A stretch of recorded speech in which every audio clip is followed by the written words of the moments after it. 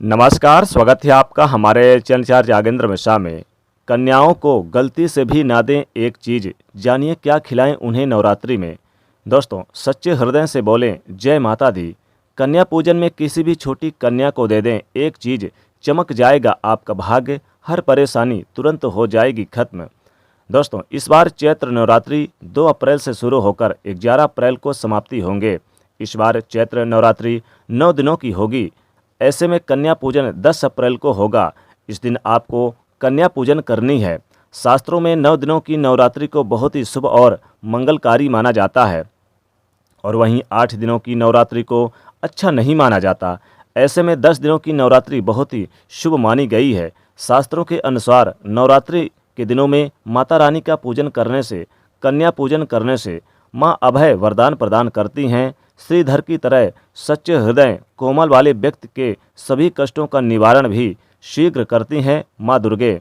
माँ की उपासना से विनम्रता का विकास होता है। सभी कष्ट, दरिद्रता, दुख, गरीबी, कष्ट नष्ट हो जाते हैं। नवरात्रि में माता रानी का व्रत और पूजन किया जाता है, लेकिन नवरात्रि के दौरान सबसे ज़्यादा महत्व होता है कन्या पूजन का।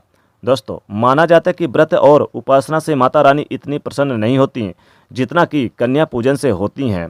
नवरात्रि में छोटी छोटी कन्याओं को माता रानी का स्वरूप माना जाता है। कन्याओं को भोग लगाया जाता है, उन्हें प्रसन्न किया जाता है और बदले में आशीर्वाद मांगा जाता है। कन्याओं को प्रसन्न करने के लिए गिफ्ट आदि उपहार वगैरह दिए जाते हैं। माना जाता है कि अगर कन्या को कोई भेंट दी जाए और उसे वो खुशी खुशी स्वीकार कर लें, तो इसका मतलब है कि माता रानी अर्थात माता वैष्णो ने वो भेंट स्वीकार कर ली है। जिन पर कन्याएं प्रसन्न होती हैं तो समझो उन्हें माता रानी का आशीर्वाद मिल गया है और माता रानी की कृपा से उन्हें मुहमांगा वरदान प्राप्त होता है। नवरात्रि में 2 साल से लेकर 10 साल तक की कन्या का पूजन होना चाहिए। अष्टमी अथवा नवमी को कन्याओं को पैर धोकर भोजन कराना, उपहार आदि देना श्रेष्ठ माना जाता है। दोस्तों, कैसे करें कन्याओं का स्वागत? कन्या जब आपके घर पर आए तब सभी के पैरों को दूध और पानी से उनके पैरों को धुलाना चाहिए।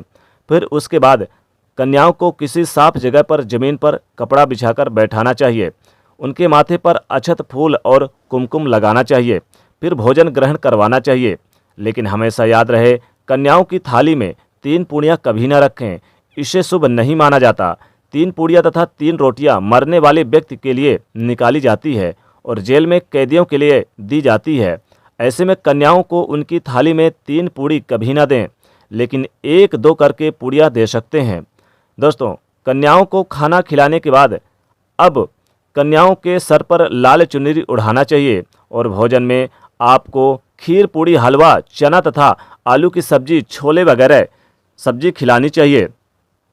पनीर भी खिलाया जा सकता है, लेकिन भूल से भी लहसुन और प्याज का इस्तेमाल कभी ना करें, अन्यथा अनर्थ हो जाएगा। अक्सर कई लोग कन्याओं को कुरकुरे का पैकेट, चिप्स वगैरह का पैकेट खिलाते हैं, जो कि घोर अनर्थ माना जाता है, क्योंकि इसमें लहसुन प्याज का इस्तेमाल किया जाता है, जिसके कारण आपका व्रत खंडित हो सकता है। माँ दुर्गा क्रोधित हो सकती हैं। कन्याओं को डब्बा बंद कोई भी गिफ्ट, ऐसी चीज़ ना खिलाएं जिसमें लहसुन प्याज होता है। मार्केट की कोई भी चीज़ तली हुई कन्याओं को ना खिलाएं, ऐसा आप कभी मत करना। दोस्तों, कई लोग कन्या पूजन में खाना घर पर नहीं बनाते और मार्केट से लेकर के आते हैं और उन्हें कन्याओं को खिला देते हैं, जो कि शुभ नहीं माना जाता। माता को घर का शुद्ध बना हुआ भोजन अतिप्रिय होता है। घर का बना हुआ पक्का खाना कन्याओं को खिलाना चाहिए। दोस्तों, याद रहे, कन्याओं को प्लास्टिक से बने दोने में भोजन नहीं कराना चाहिए। कन्याओं को स्टील या फिर पत्ते वाली थाली में ही भोजन कराना चाहिए। इसे काफ़ी शुभ माना जाता है। दोस्तों, कन्याओं को भोजन कराने के बाद 1 लौंग जरूर खिलाना चाहिए। इसके लिए उनके थाली में 1 लौंग जरूर रख दें। कन्याओं की थाली में चुपचाप 1 लौंग जरूर रख दें। आपका भाग्य चमक जाएगा। माता लक्ष्मी जी आपके घर में धन की कोई कमी नहीं होने देंगी। वर्षों पुरानी गरीबी भी दूर हो जाएगी। दोस्तों, कन्याओं को आप लौंग के बाद चाहें तो आप इलायची भी दे सकते हैं, और आप फलों में जैसे कि सेव और अंगूर वगैरह उन्हें आप दे सकते हैं। साथ ही साथ आप कुछ विशेष वस्तुएं, जैसे कि हमने कहा कि उन्हें ना खिलाएं, जैसे कि लहसुन प्याज वगैरह बिल्कुल ना खिलाएं, मार्केट की चीज़ें बिल्कुल ना खिलाएं, और आप उन्हें ऐसी चीज़ें ना खिलाएं जो माता रानी को पसंद नहीं है। साथ ही साथ उन्हें भोजन कराने के बाद फिर आप उन्हें दक्षिणा के रूप में कुछ जरूर भेंट करें। 11, 21 जो भी आपके पास बन सके आप जरूर करें। कन्या पूजन का ये विशेष महत्वपूर्ण अवसर रहेगा और इसका लाभ आप उठाएं। कन्याओं को आप पूजन करें और कन्याओं को भोजन खिलाएं तो मुँह मांगा वरदान माता रानी की कृपा से प्राप्त होता है। और साथ ही साथ आप ध्यान रखें कि आप ये जब चीज़ खिलाएंगे उन्हें, जैसे कि पूड़ी हलवा वगैरह, तो इससे वो अतिशीघ्र प्रसन्न होती हैं। इसलिए इस दिन हलवे वगैरह, खीर वगैरह जरूर बना के आप कन्याओं को खिलाएं। इससे माता रानी जी अतिशीघ्र प्रसन्न होती हैं। साथ ही साथ ध्यान रखें आप उन्हें कुछ चीज़ें भी दे दें, जैसे कि आप चाहें तो एक नारियल चुनरी में रख के कुछ रुपए सिक्के आप भेंट करके उन्हें और कुछ पंचमेवे वगैरह रख के उन्हें दे दें। और अगर संभव नहीं है तो आप उन्हें 11 रुपए और कुछ पंचमेवे रख दें, या फिर आप चाहें तो आप एक फल जैसे कि सेव पूरा होना चाहिए, कटा फिटा बिल्कुल ना हो, और उन्हें जरूर आप दे दें।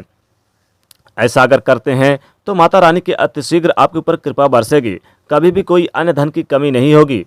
दोस्तों, नवरात्रि के दिनों में अगर आप जैसे कि ये देते हैं तो विशेष लाभ होगा।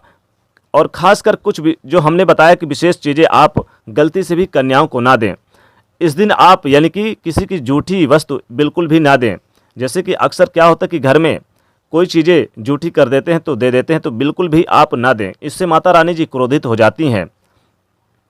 कन्याओं को प्रसन्न करना मतलब माता रानी को प्रसन्न करने के बराबर है। अगर कन्या हंसते हंसते आपके घर से जा रही है खाना खाकर, तो इसका मतलब है कि माता रानी आपके ऊपर प्रसन्न हो चुकी हैं और आपके घर में धन धान की बरसात करने वाली हैं। कभी भी अन्न धन की कमी नहीं होने वाली है और आपके घर में रुपए पैसों की कमी नहीं होगी। माता रानी की असीम कृपा बरसेगी। कन्याओं को आप यानी कि गलती से भी कुछ चीज़ें तो बिल्कुल ना खिलाएं, जैसे कि हमने कहा कि उन्हें लहसुन प्याज वगैरह ना खिलाएं। और इस दिन सब्जियों में आप उन्हें बैगन वगैरह बिल्कुल भी ना दें। इस दिन आलू वगैरह की आप पनीर वगैरह खिला सकते हैं, लेकिन कोशिश करें आप घर का पक्का खाना ही उन्हें खिलाएं। बाहर के मार्केट की चीज़ें बिल्कुल भी ना खिलाएं। इस बात का विशेष रूप से आप ध्यान रखें। और उन्हें आप यानी कि लौंग वगैरह देकर और उन्हें लाल चुनरी जरूर आप दें। लाल चुनरी में कुछ वस्तुएं जरूर आप रख दें, यह आप ध्यान रखें। अगर चाहें तो आप उन्हें वस्त्र भी दे सकते हैं, यथासंभव आपके सामर्थ्य के अनुसार है, लेकिन कुछ ना कुछ उन्हें भेंट स्वरूप जरूर दें। क्योंकि भेंट में अगर आप जब कुछ चीज़ देते हैं तो माता रानी की अतिशीघ्र आपके ऊपर कृपा बरसती है और कभी भी अन्न धन की कमी नहीं होती है। माता रानी की कृपा से आपके घर में पैसों की बरसात होती है और माता रानी की कृपा प्राप्त होती है। तो हमने आपको इस वीडियो में बताया कि आपको कौन सी चीज़ें खिलानी है और क्या नहीं खिलानी है। कन्या पूजन का विशेष वर्णन भी इसमें बताया। तो दोस्तों, वीडियो को लाइक करिएगा, ज़्यादा से ज़्यादा शेयर करिएगा और चैनल को सब्सक्राइब करिएगा। जय माता दी।